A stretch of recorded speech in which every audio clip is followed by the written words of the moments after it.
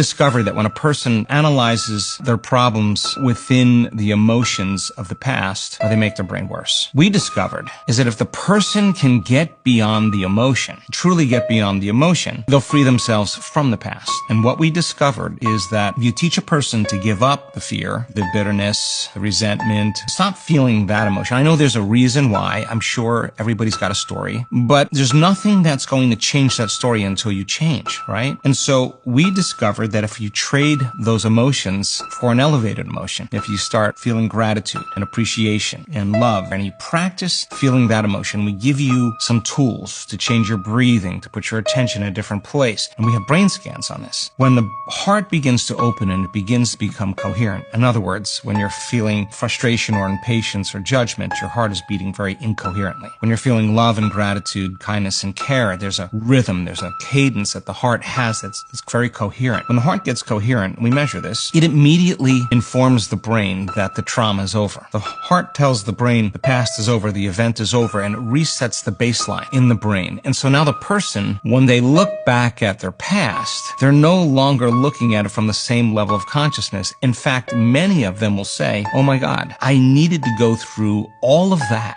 to get to this point right here. They'll tell you, they'll say, I wouldn't want to change one thing in my past.